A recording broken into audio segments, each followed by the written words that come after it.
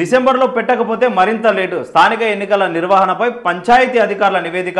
జనవరి 28 నుంచి 31 వరకు మేడారం జాతర, ఫిబ్రవరి 25 నుంచి మార్చి 18 వరకు ఇంటర్ పరీక్షలు, ఆ తర్వాత నుంచి ఏప్రిల్ ఫస్ట్ వీక్ వరకు 10th ఎగ్జామ్స్ ఉంటాయట. మంచిగా ఉంది కథ. స్థానిక సంస్థల ఎన్నికల నిర్వహణకు రాష్ట్ర ప్రభుత్వం సన్నాహాలు చేస్తున్నది. వీలైనంత తొందరగా ఈ ప్రక్రియను పూర్తి చేయాలని భావిస్తున్నది. జనవరి మొదటి వారంలోగా లోకల్ బాడీ ఎన్నికలను పూర్తి చేయాలని యోచిస్తున్నది. ఒకవేళ డిసెంబర్లో జరగకపోతే స్థానిక ఎన్నికలు ఏప్రిల్ వరకు వాయిదా పడే అవకాశం ఉందని అధికారులు భావిస్తున్నారు. తెలంగాణ కుంభమేళ మేడారం మహాజాతర జనవరి చివరిలో జరగనుంది.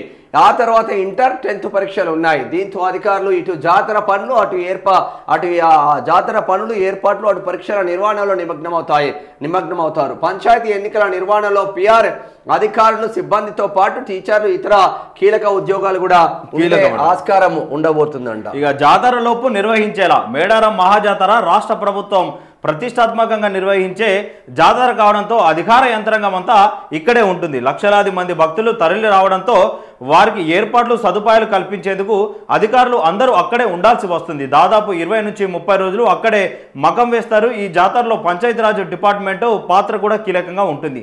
డైరెక్టర్ మొదలుకొని పంచాయతీ కార్యదర్శుల వరకు జాతరకు వచ్చే భక్తులకు సర్వీసు అందించనున్నారు. అంతేకాకుండా గ్రామాల్లో ప్రజలు కూడా జాతర హడావిడిలో ఉంటారు. అందుకే సంక్రాంతి తర్వాత అయితే పంచాయతీ ఎన్నికల నిర్వహణకు కొంత అడ్డంకిగా మారే అవకాశం ఉందని అధికారులు ప్రభుత్వానికి నివేదిక ఇచ్చినట్లు తెలుస్తున్నది.